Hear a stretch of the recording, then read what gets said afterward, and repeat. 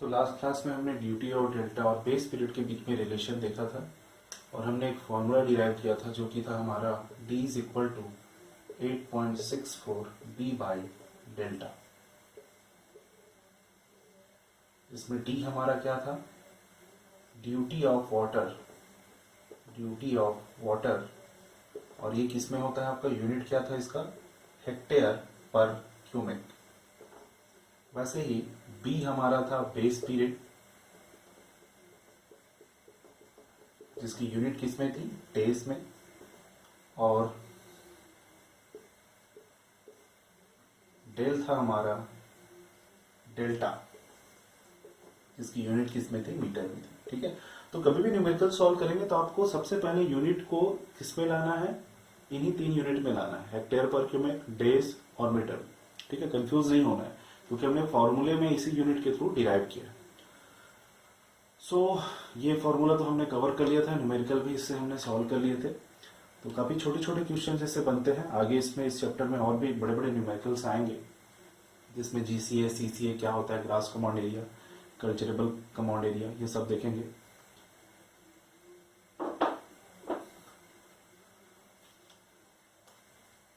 अच्छा, कुछ स्टूडेंट्स को डाउट था, मैंने क्वेश्चन दिया था जिसमें बेस पीरियड आपका किसमें था, मिनट में था। तो मिनट को डेज में चेंज नहीं कर पा रहे थे।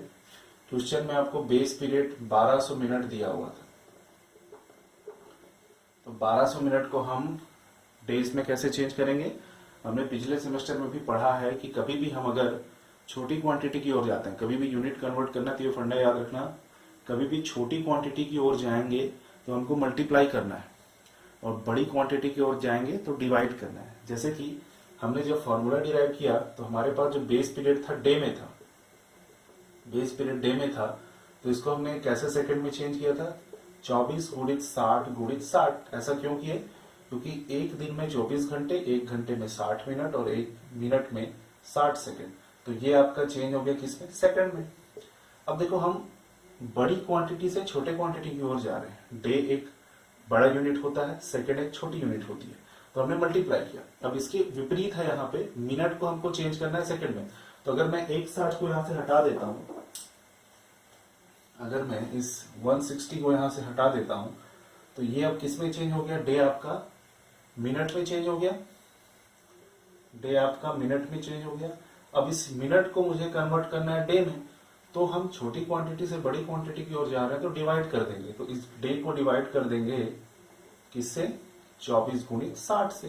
तो यहाँ पे क्वेश्चन में हमको 1200 मिनट दिया हुआ है, सॉरी ये आपका मिनट डिवाइड हो जाएगा, है ना, और यहाँ पे आ जाएगा आपका ये डे में, सॉरी यहाँ पे लिखना सही नहीं है।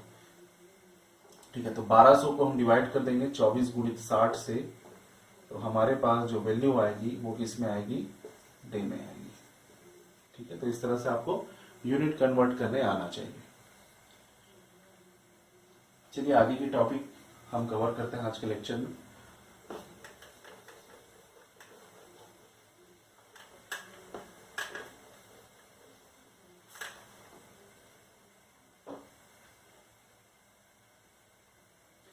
तो हेडिंग डालेंगे सभी,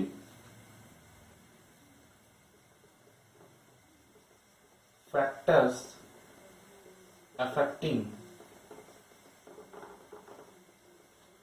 द ड्यूटी ऑफ वाटर। ये हेडिंग डालेंगे भाई सभी। देखो, एक रफ कॉपी निकाल के आपको बैठना है, उसमें भी आपको लिखते जाना है। ये सारा डिटेल तो आपको नोट्स में भी मिल जाएगा जो मैं सेंड करूंगा, लेकिन जरूरी नहीं कि सेंड करूं। कुछ टॉपिक ऐसे हैं जिसको खुद से आपको समझ के लिखना है। तो अभी ये factor affecting the duty of water में मैं हर एक पॉइंट को क्या करूंगा, आपको एक्सप्लेन करूंगा। बाकी नोट्स में डिटेल आपको मिल जाएगा, लेकिन आपको एक रफ कॉपी निकाल के भी छोटे छोटे पॉइंट्स जो आपको समझ में आ रहे हैं उसको लिखना है। ठीक है, सिर्फ नोट्स के भरोसे नहीं रहना है। चलिए, तो हेडिंग डालिए, factors affecting the duty of water, यानी कि हिंदी में अगर लिखना चाहें तो ड्यूटी ऑफ वाटर को प्रभावित करने वाले कारक। तो मैं सबसे पहले नाम लिख रहा हूं, उसके बाद हम एक एक करके एक्सप्लेन करते जाएंगे। सबसे पहला आपका आ जाएगा रेनफॉल, दूसरा है आपका types of soil, third types of crops, fourth temperature, fifth ground water level, sixth base period, और सातवां हो जाएगा आपका टाइप्स ऑफ लैंड सरफेस। तो सबसे पहले आप जल्दी से ये सातों पॉइंट लिखिए।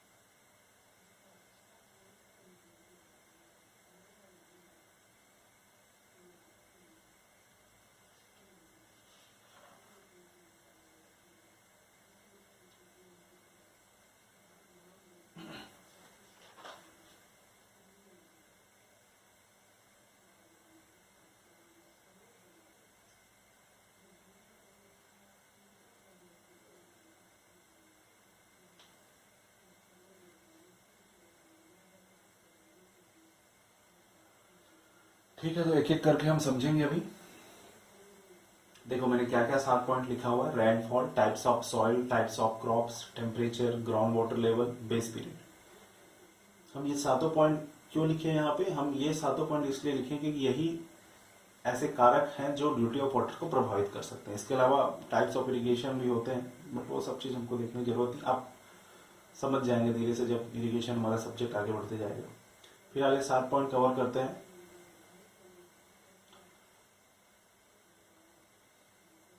रेनफॉल की बात करते हैं। देखो इसको अच्छे से समझने का एक तरीका है कि आपके पास 2 खेत है, ठीक है, आपके पास 2 खेत है, बिल्कुल सेम डायमेंशन है खेत का और सेम क्वांटिटी का वाटर आप क्या कर रहे हैं, अप्लाई कर रहे हैं, सेम वॉल्यूम।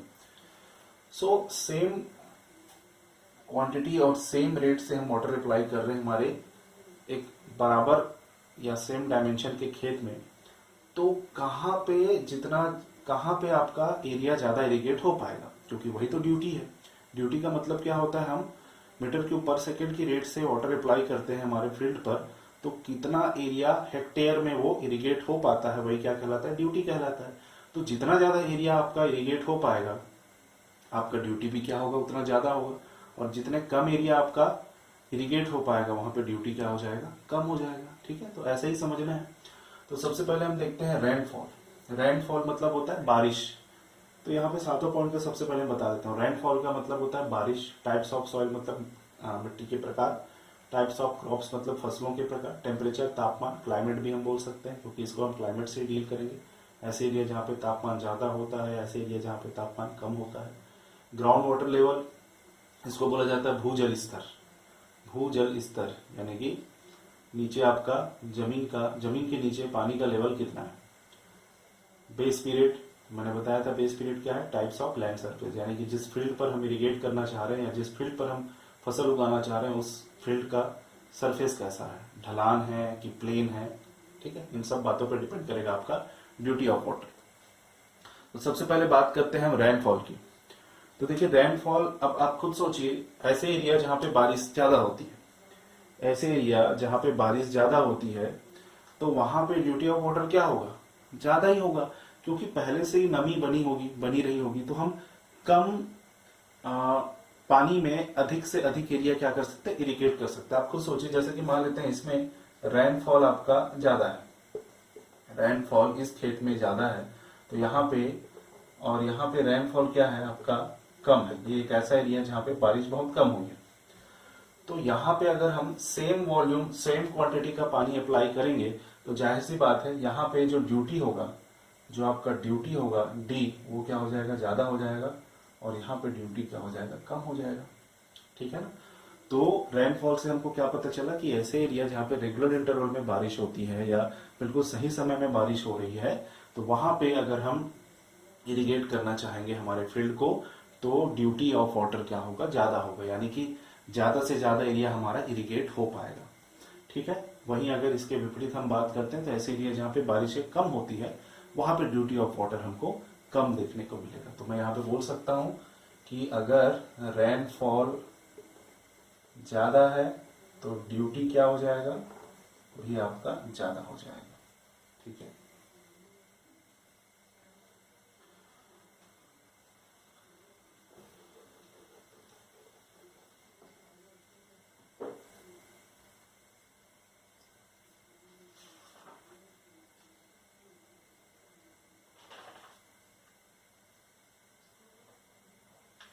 ठीक है, हमारा सेकंड पॉइंट क्या है, टाइप्स ऑफ सॉइल।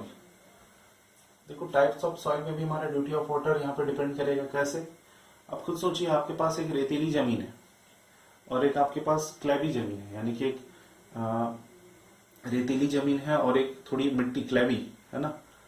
तो आप ही खुद सोच के बताइए कि एक ऐसा एरिया या एक ऐसा फील्ड जहां पे सैंडी सॉइल है, वहां पे हमारा ड्यूटी ऑफ वाटर ज्यादा होगा कि एक ऐसा एरिया जहां पे क्लेवी सॉइल है, वहां पे हमारा ड्यूटी ऑफ वाटर क्या होगा। सो देखिए, अगर हम सैंडी सॉइल की बात करते हैं तो जो रेतीली मिट्टी होती है उसमें परमिबिलिटी ज्यादा होती है, यानी जो उसके वॉइड्स होते हैं, आप देखे भी होंगे कि रेत में अगर हम पानी डालते हैं तो जल्दी से वो नीचे चला जाता है अगर कंपेयर करें बाकी टाइप्स के सॉइल के। तो रेतीली मिट्टी क्या होगी, उसमें जो वॉइड्स होते हैं वो बहुत ज्यादा डिस्टेंस पे होते हैं, तो उसके कारण उसकी परमेबिलिटी ज्यादा होती है, वो बहुत जल्दी पानी को नीचे ले जाता है। तो वो हमारे ड्यूटी ऑफ वाटर के लिए सही नहीं है। उससे क्या होगा, हम ज्यादा एरिया को इरिगेट नहीं कर पाएंगे। तो सैंडी सॉइल अगर हमको सैंडी सॉइल ऐसा अगर है हमारे पास टाइप्स ऑफ सॉइल में जहां हमको इरिगेट करना है, तो वहां पे ड्यूटी ऑफ वाटर क्या हो जाएगा, हमारे लिए कम हो जाएगा। और वही कंपेयर हम करते हैं क्लेवी सॉइल के, तो क्लेवी सॉइल में क्या हो जाएगा, आपका ड्यूटी ऑफ वाटर ज्यादा हो जाएगा। मैं फिर से आपको बता रहा हूं, आप कंपेयर करिए कि आपके पास दो फील्ड है, सेम क्वांटिटी का आप पानी वाटर वहां पे अप्लाई कर रहे हैं, उस कंडीशन को मानते हुए आप क्या कर दिए, सबको समझिए। अब दो फील्ड है, एक है आपका सैंडी सॉइल वाला फील्ड और एक है आपका क्लेवी सॉइल वाला फील्ड। तो जाहिर सी बात है सैंडी सॉइल वाले फील्ड में हमको ड्यूटी ऑफ वाटर कम देखने को मिलेगा, क्योंकि ज्यादा से ज्यादा एरिया कवर नहीं हो पाएगा। ठीक है ना। तो यहां पे हम इसको लिख सकते हैं, सैंडी सॉइल के केस में, ये सब नोट्स में आपको मिल जाएगा, सैंडी सॉइल के केस में आपका जो ड्यूटी ऑफ वाटर होगा, ड्यूटी ऑफ वाटर क्या होगा, कम होगा। वहीं अगर क्लेवी सॉइल की बात करते हैं, क्लेवी soil, clayey soil,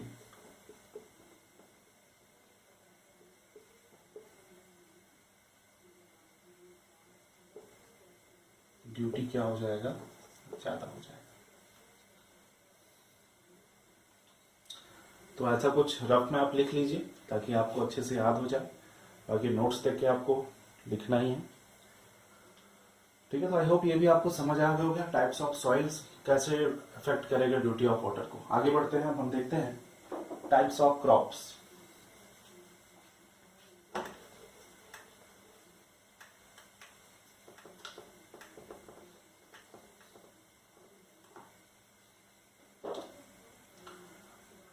types of crops देखिए, फसलों के प्रकार। अब फसलों के प्रकार की बात करते हैं तो देखो इसके आगे हम पढ़ेंगे कि रबी क्रॉप्स क्या होते हैं, खरीफ क्रॉप्स क्या होते हैं। ठीक है। तो बताइए आप लोग, रबी क्रॉप्स कब किए जाते हैं या क्या क्या फसलें इसके अंतर्गत आती हैं, और खरीफ क्रॉप्स, खरीफ फसलें के अंतर्गत क्या क्या फसलें आती हैं। आई होप आप लोगों को पता होना चाहिए, लेकिन कंफ्यूजन होता है इसमें।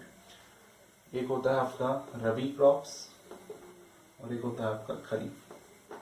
ठीक है।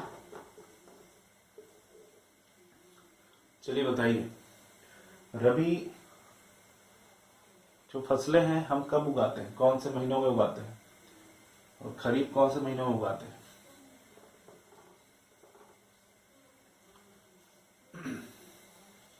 ठीक है। तो देखिए, रबी क्रॉप्स जो होता है आपका ठंड सीजन में लगता है, विंटर सीजन में। ठीक है ना, जिसमें आप अधिकतर देखते होंगे गेहूं हो गया, ठीक है, आपका सनफ्लावर हो गया, सूरजमुखी हो गया, चने वगैरह की जो खेती है आपका सब किसमें देखने को मिलता है? रबी क्रॉप्स में। खरीफ क्या होता है आपका?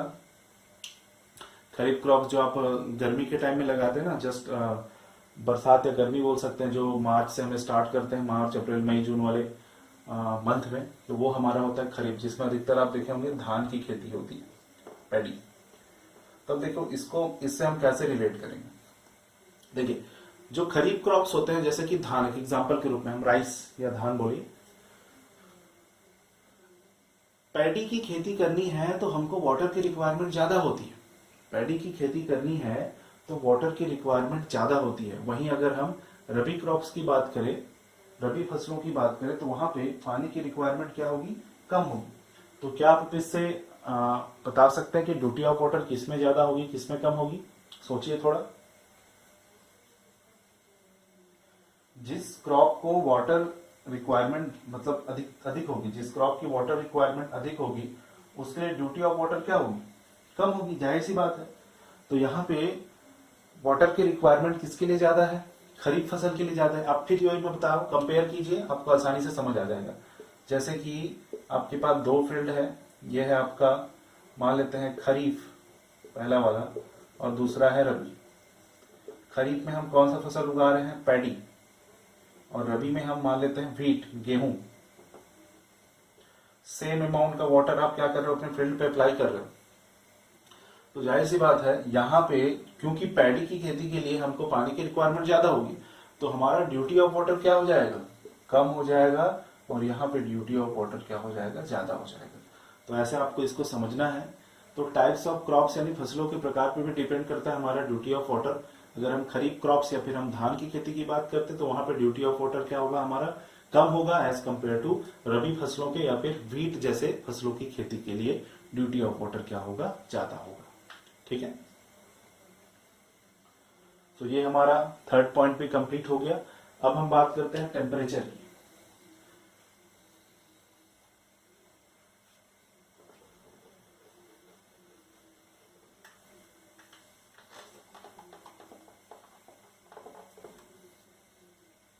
अब हम बात करते हैं टेम्परेचर की। तो देखिए टेम्परेचर, आप सोचिए, बहुत ही आसानी से इसको हम समझ सकते हैं। मेरा एक फील्ड है आपके छत्तीसगढ़ धमतरी में, ये है आपका CG DMT, और एक फील्ड है आपका राजस्थान में। ठीक है, सेम वॉल्यूम सेम क्वांटिटी का वाटर अप्लाई कर रहे हो। तो आप खुद बताइए, ड्यूटी ऑफ वाटर यानी कि ज्यादा से ज्यादा एरिया हमारा इरिगेट किस में हो पाएगा? किस में हो पाएगा? जाहिर सी बात है भाई, राजस्थान का टेम्परेचर क्या होता है? ज्यादा होता है, गर्मी वहां ज्यादा होती है एज कंपेयर टू हमारे छत्तीसगढ़ के। तो अगर तापमान ज्यादा है, तो जाहिर सी बात है उसमें क्या होगा? इवापोरेशन लॉसेस बहुत ज्यादा होगी, है ना। और जल्दी से जल्दी क्या हो जाएगा? जो वाटर है वो सूखता चला जाएगा। तो जहां तापमान ज्यादा होगा वहां पे ड्यूटी ऑफ वाटर हमारा कम होगा, और जहां पे तापमान कम है, टेम्परेचर कम है, वहां पे ड्यूटी ऑफ वाटर क्या होगा? आपका ज्यादा होगा। तो ऐसे आप इस तरह से इसको समझ सकते हैं कि टेम्परेचर, ऐसे एरिया जहां पे टेम्परेचर ज्यादा है वहां पे ड्यूटी ऑफ वाटर हमारा कम होगा, और ऐसे एरिया जहां पे टेम्परेचर कम है वहां पे ड्यूटी ऑफ वाटर क्या होगा? ज्यादा होगा। तो टेम्परेचर ज्यादा तो आपका ड्यूटी क्या हो जाएगा? कम, और टेम्परेचर कम तो ड्यूटी क्या हो जाएगा? ज्यादा हो जाएगी। रेसिप्रोकल है भाई, ठीक है, व्युत्क्रमानुपाती है, इनवर्सली प्रोपोर्शनल है टेम्परेचर के। ठीक है, तो ये हमारा चौथा पॉइंट भी हो गया, टेम्परेचर। काफी अच्छे से हम इसको समझ रहे हैं। नोट्स में आपको जो चीज मैं यहाँ पे एक्सप्लेन कर रहा हूँ वो सारी बातें मिल जाएगी, लेकिन आपको रफ में एक नोट्स बनाते चले जाना है ताकि आसानी से आप इस चीज को याद रख सकें। ठीक है, नेक्स्ट हम बात करते हैं ग्राउंड वाटर लेवल की। लो टेम्परेचर आप लोग को समझ आ गया होगा।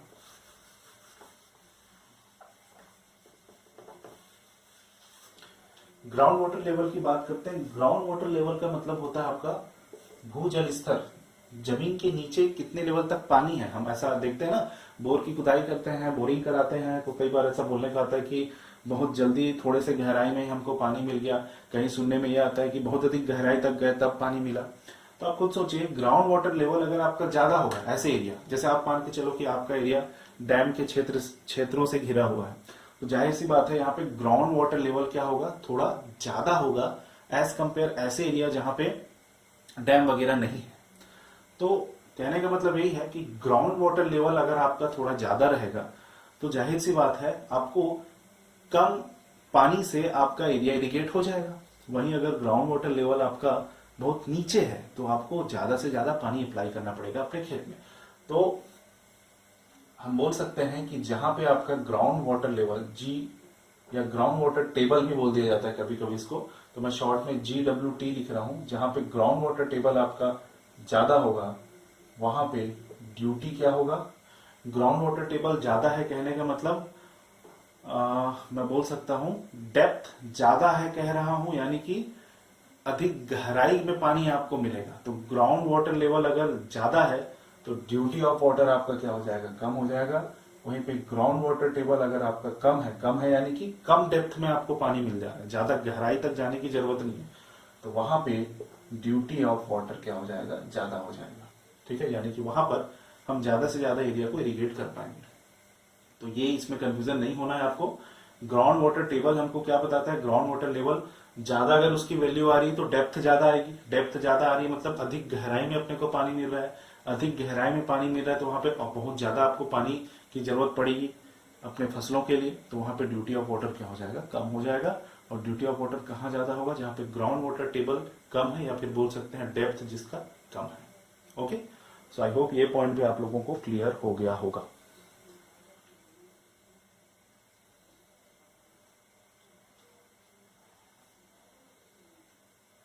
चलिए अब नेक्स्ट देखते हैं हमारा छठा बेस पीरियड।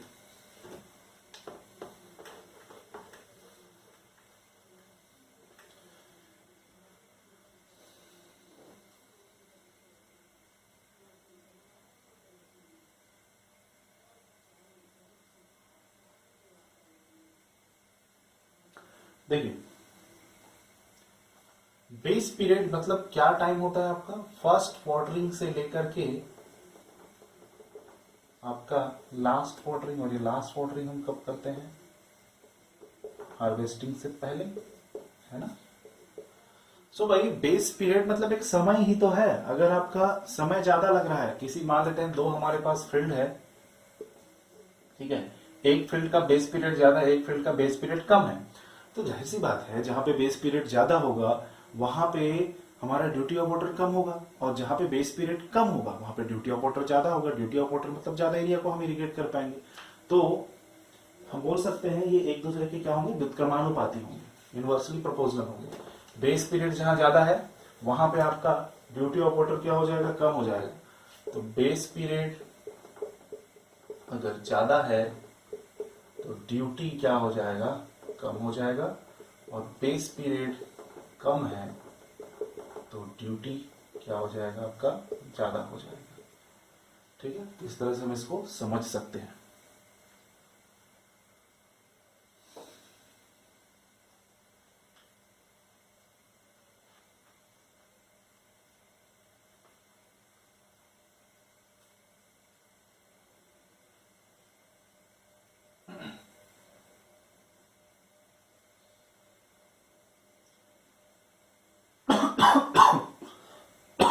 ठीक है, लास्ट पॉइंट देखते हैं, टाइप्स ऑफ लैंड सरफेस।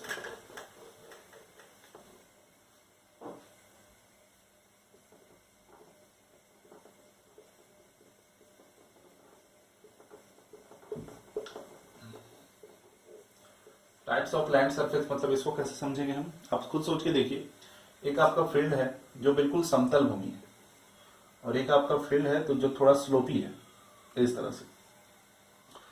तो अगर हम इसमें सेम अमाउंट का वाटर अप्लाई करते हैं दोनों फील्ड में, तो आप खुद सोचिए, पानी जिधर स्लोप ज्यादा है उधर पहले क्या होगा, भरता चला जाएगा और ये एरिया आपका सूखा रह जाएगा। वहीं अगर यहां बात करें तो सभी एरिया में बराबर बराबर पानी जाएगा। तो प्लेन सरफेस है तो वहां पे हमारा ड्यूटी ऑफ वाटर क्या होगा, ज्यादा होगा। तो यहाँ पे आपको ड्यूटी ऑफ वाटर ज्यादा मिलेगा और यहाँ पे ड्यूटी ऑफ वाटर कम मिलेगा। ठीक है, सो ये भी आपका हो गया टाइप्स ऑफ लैंड सरफेस। तो ये 7 पॉइंट हमने डिस्कस कर लिए। ये सातों पॉइंट्स को अगर एग्जाम में ऐसा कुछ क्वेश्चन आता है कि एक्सप्लेन करिए कौन कौन से फैक्टर आपके ड्यूटी ऑफ वाटर को अफेक्ट करते हैं। तो वहां पे सातों पॉइंट को लिख के अच्छे से एक्सप्लेन करना है। ठीक है, देखिए इसको फॉर्मूले के थ्रू भी आप समझ सकते हैं, फॉर्मूले के थ्रू भी आप समझ सकते हैं ड्यूटी ऑफ वाटर को।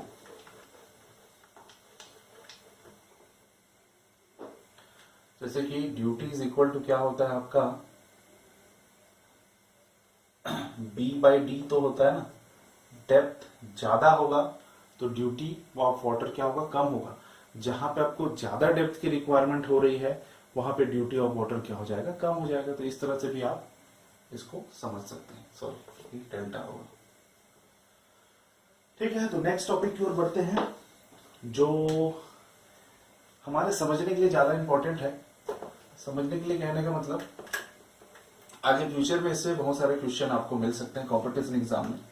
थ्योरेटिकल एग्जाम में चांसेस कम है लेकिन हमको पढ़ना पड़ेगा क्योंकि हमारे सिलेबस में ये है। वो टॉपिक क्या है कि ड्यूटी ऑफ वाटर कैनाल के अलग अलग पॉइंट्स पर कैसा इफेक्ट डालता है। यानी कि अलग अलग पॉइंट्स, अच्छी बात यह है कि आपको उससे क्या समझ आ जाएगा कि कैनाल के एक छोटी सी क्लासिफिकेशन हमको समझ आ जाएगी कि कैनाल को कैसे कैसे अलग अलग भागों में बांटा जाता है। तो एक डायग्राम हमको बनाना है प्यारा सा, उसके बाद हम समझेंगे।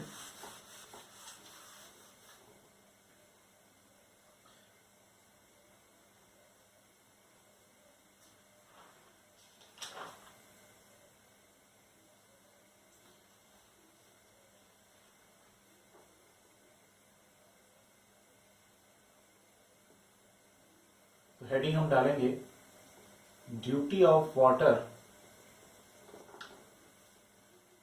इन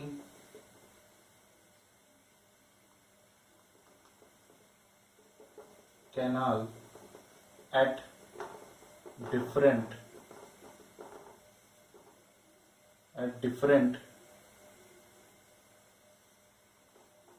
different points।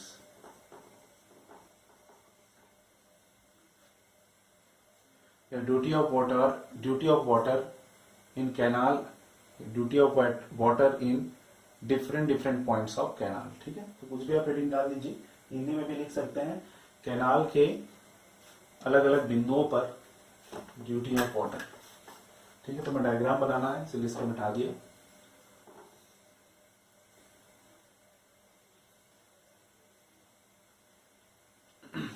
तो देखिए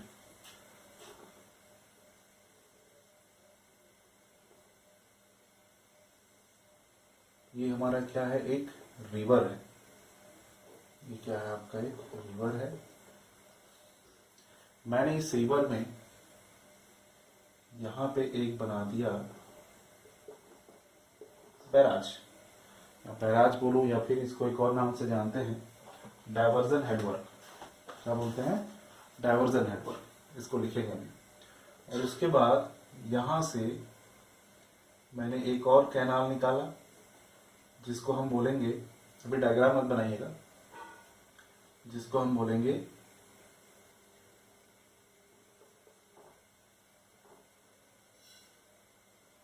branch canal, main canal sorry.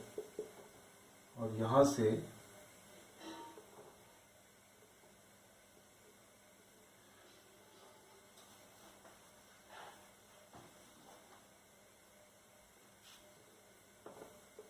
इसको थोड़ा अलग तरीके से बनाते हैं।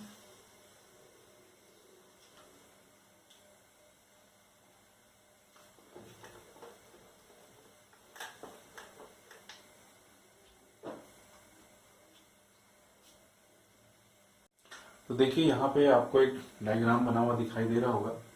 देखो इसमें हो क्या रहा है कि रिवर, ये आपका रिवर है जो आगे इसकी वाटर जो है फ्लो हो रही है रिवर की। यहाँ पे मैंने क्या बनाया है, डायवर्जन हेडवर्क बनाया है। या डायवर्जन हेडवर्क मतलब क्या होगा, आपको पानी को डाइवर्ट करना तो वहां पे कुछ स्टॉपेज स्ट्रक्चर बनाना पड़ता है, जो कि बैराज हो सकता है या फिर वियर हो सकता है। आपके लिए बेस्ट एग्जांपल होगा आपके रुद्री का जो बैराज है। क्या कर रहे हैं, आपकी गंगरेल से पानी आ रही है रिवर के थ्रू, उसके बाद हमने क्या किया, बीच में बना दिया एक डायवर्जन हेडवर्क जो कि है बैराज। वहां पे हमने पानी को स्टॉप किया और दूसरे साइड, दूसरे डायरेक्शन में हम पानी को क्या कर पा रहे हैं, सप्लाई कर पा रहे हैं। तो यहाँ पे ये आपका हो गया रिवर, और जो हम ए पॉइंट से पानी को डाइवर्ट किए ये हमारा कहलाता है मेन कैनाल, ये क्या कहलाता है आपका मेन कैनाल। ये जो आपको दिख रहा है रिवर से जो डाइवर्ट होके पानी ए से बी में आ रहा है वही क्या है आपका मेन कैनाल है। और जब पानी बी से सी आएगा, यहाँ पे बी पर भी मैंने क्या किया, आगे मेन कैनाल पर भी आगे मैंने एक डाइवर्जन हेडवर्क बना दिया जो कि वियर या बैराज हो सकता है। तो फिर उसके बाद पानी डाइवर्ट होकर बी से सी की ओर जा रहा है और यही कहलाता है आपका ब्रांच कैनाल। क्या कहलाता है ब्रांच कैनाल। अब ब्रांच कैनाल में भी फिर वही काम हम करेंगे और ब्रांच कैनाल से पानी अब आ रहा है आपका मेजर डिस्ट्रीब्यूटरी में। किसमें आ रहा है मेजर डिस्ट्रीब्यूटरी, ठीक है। ये आपको हो गया मेजर डिस्ट्रीब्यूटरी, ऐसी को मेजर कैनाल भी बोल दिया जाता है। उसके बाद मेजर से अब हमारा जो कैनाल है वो किस में जाएगा माइनर में, यानी कि सी से डी तक हमारा हो गया मेजर और डी से ई हमारा हो जाएगा माइनर। ये आपका है मेजर, इसको इधर लिख देता हूं मैं, ये तो आप लोग को हो जाएगा कंफ्यूजन। डायग्राम आपको अच्छे से बनाना है कॉपी में।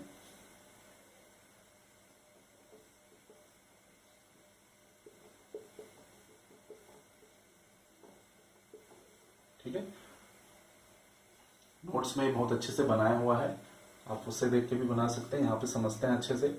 और ये हमारा हो गया डी से ई में माइनर डिस्ट्रीब्यूटरी।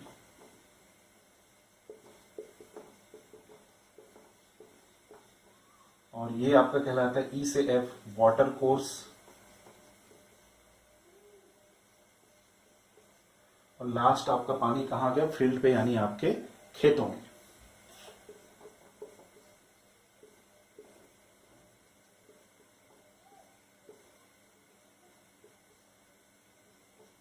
ठीक है,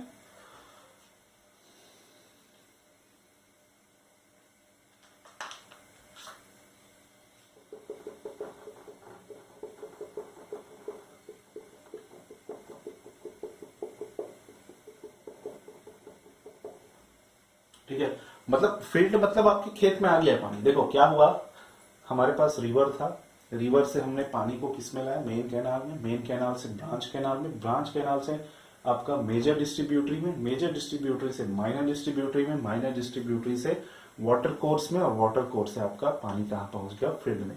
तो क्वेश्चन हमारे लिए ये बनता है कि कैनाल के डिफरेंट डिफरेंट पॉइंट्स यानी कि A point, B point, C point, D point, E point, F point, ऐसा कौन सा पॉइंट है जहां पे ड्यूटी ऑफ वाटर मैक्सिमम होगा या फिर ड्यूटी ऑफ वाटर मिनिमम होगा। ठीक है ना, यही हमको समझना है। तो देखिए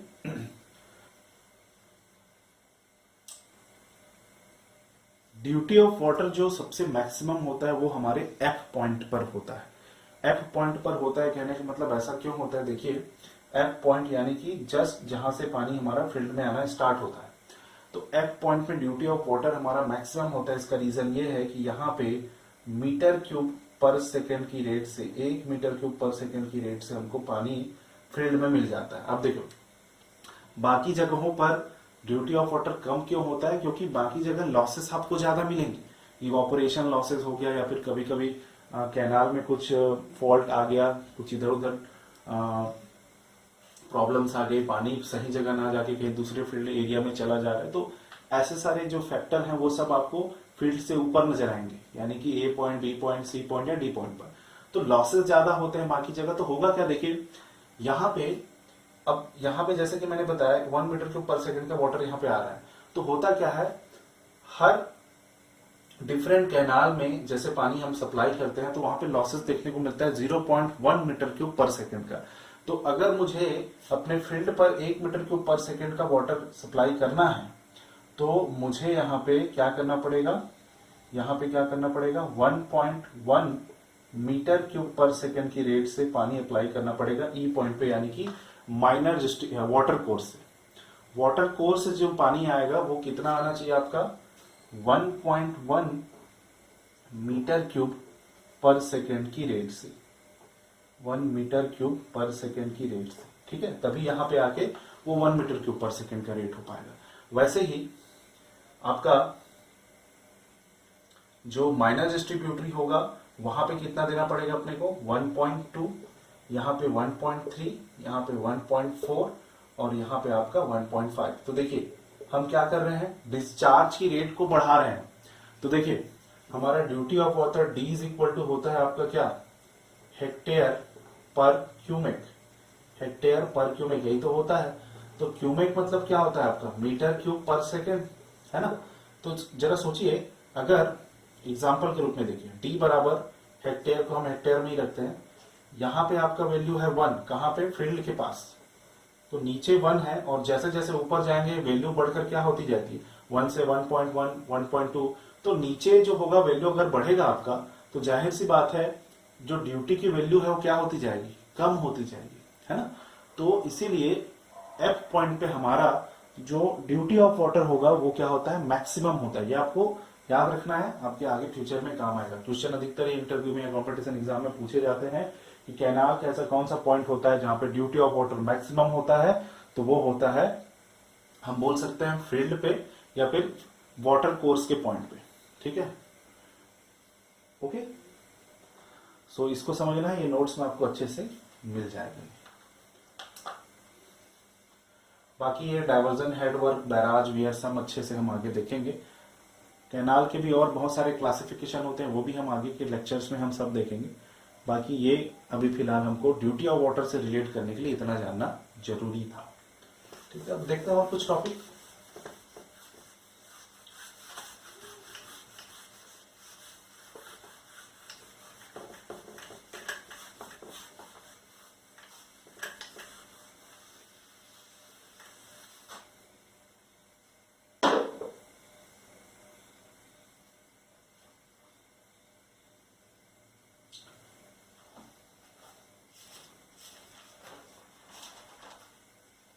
देखिए इसके अलावा एक और टॉपिक आपके सब सिलेबस में है, वो है मेथड्स ऑफ इम्प्रूविंग ड्यूटी, यानी ड्यूटी को हम किस तरह से और बढ़ा सकते हैं। तो इसके बहुत सारे मेथड्स हैं, जैसे कि जो इसके फैक्टर्स अफेक्ट कर रहे थे उसी में से ही बन जाएंगे। जैसे कि टाइप्स ऑफ लैंड सरफेस को हम स्लोपी ना रख के क्या कर देते हैं, प्लेन रख देते हैं।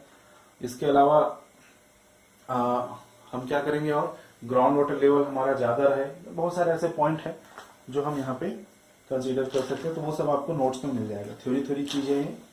ओके, आगे हम देखते हैं कुछ और 2-3 पॉइंट्स हैं, उसको हम कंप्लीट कर लेते हैं। जैसे कि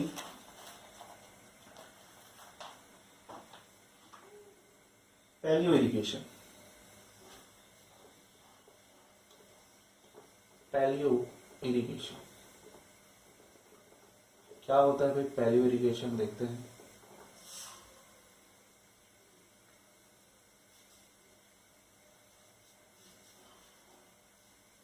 पहले मैं डेफिनेशन इसका लिख देता हूं।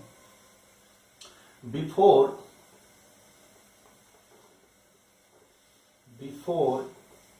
sowing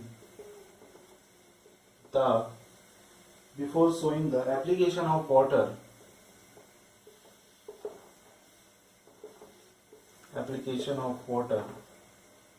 before sowing the application of water to dry land,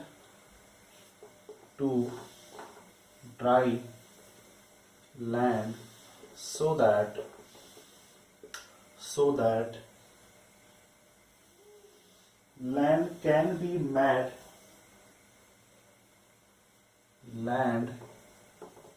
can be made fit for growth of crop,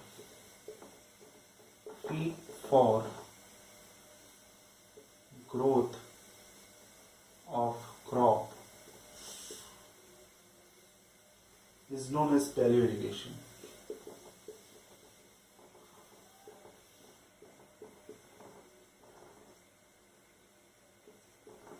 देखो इतना ज्यादा इसको डिटेल में याद रखने की जरूरत नहीं है, सिंपली आप ये याद रखिए,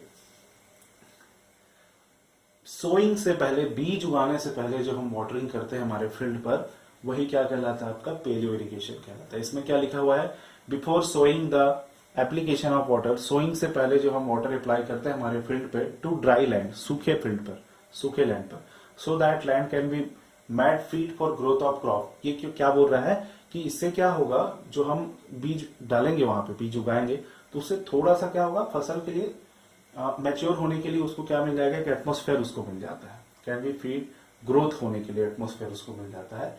तो आसान शब्दों में इसको याद रखना है तो हम क्या बोलेंगे, before sowing the application of water to dry land is called palaeo irrigation. Okay, और कुछ ज्यादा इसमें याद नहीं रखना है। नेक्स्ट हमारा है कोर वाटरिंग।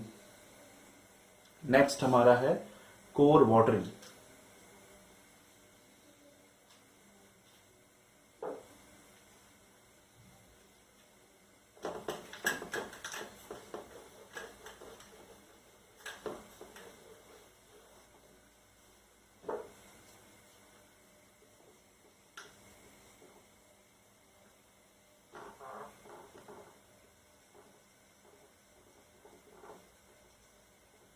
कोर वाटरिंग क्या होता है भाई? The first watering after the plant have grown, the first watering after the first watering after the plants have grown, after the plants have grown, after the plants have grown a few centimeter height, a few centimeter height,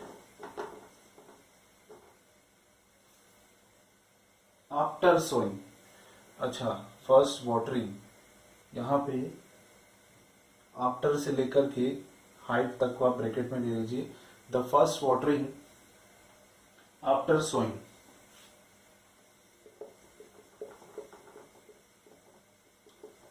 देखो short में the first watering after sowing is called kor watering भी हम बोल सकते हैं। Sowing after sowing of crops is called kor watering. ठीक है, तो क्या बोलना चाह रहा है, देखो इससे पहले पैलियो इरिगेशन की मैं बात करता हूँ। पैलियो इरिगेशन में हम क्या करते थे, वाटर अप्लाई करते थे हमारे फील्ड पर सोइंग से पहले, वो क्या कहलाता था, हमारा पैलियो इरिगेशन कहलाता था। कोर वाटरिंग क्या है, कोर वाटरिंग में हम क्या देखते हैं कि the first watering after sowing of crops is called kor watering, यानी कि सोइंग करने के बाद, बीज उगाने के बाद हम क्या करते हैं, जो पहली बार पानी देते हैं हमारे फसल पे, वही क्या कहलाता है आपका कोर वाटरिंग। जैसे यहाँ पे समझिए, यहाँ पे आपने क्या किया, सोइंग किया। ठीक है, तो सोइंग से पहले आपका लैंड क्या था, पूरा पहले क्या था, आपका लैंड पूरा सूखा था, तो ये वाला पॉइंट हमारा क्या कहलाएगा, पैलियो इरिगेशन कहलाएगा, पैलियो इरिगेशन। और यहाँ पे हमने क्या कर दिया, सोइंग कर दिया। सोइंग के बाद थोड़ा सा पौधा हमारा क्या हुआ, बीज उगाने के कारण ऊपर उठा, तो सोइंग के बाद जो यहाँ पे हमने इसको, इस पूरे इस टाइम में हमने जो वाटरिंग किया है ना, वही क्या कहलाएगा आपका after the sowing of crops. ठीक है, सॉरी, प्लांट हमारा थोड़ा सा क्या हो गया, फ्यू सेंटीमीटर हाइट, यानी कि थोड़ा सा यहाँ पे हाइट वो ले लिया है। इसके बाद हमने जो यहाँ पे वाटर अप्लाई किया, वाटरिंग हमने किया, यही क्या कहलाएगा आपका, यही क्या कहलाएगा आपका कोर वाटरिंग।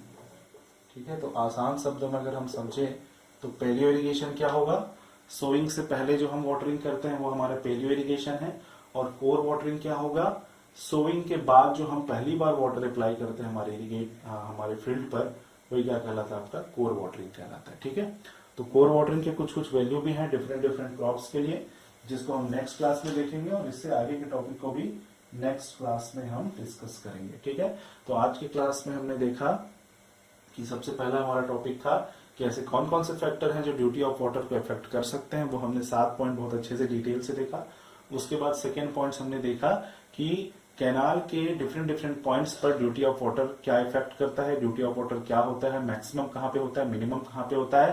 तो हमको पता ये चला कि जो आपका वाटर कोर्स होता है उसके जो डिस्चार्ज पॉइंट पे, यानी कि एफ पॉइंट पे, हमने डायग्राम में बनाया था, एफ पॉइंट पे यानी कि जस्ट वाटर फील्ड में आने से पहले जो वहां पे डिस्चार्ज रेट अपने को मिलता है मीटर क्यूब पर सेकंड के हिसाब से, 1 मीटर क्यूब पर सेकंड, और वहां पे हमारा ड्यूटी ऑफ वाटर क्या होता है, मैक्सिमम होता है, क्योंकि बाकी ऊपर में कैनाल के डिफरेंट डिफरेंट पॉइंट्स में वहां पे लॉसेस जाता रहता है।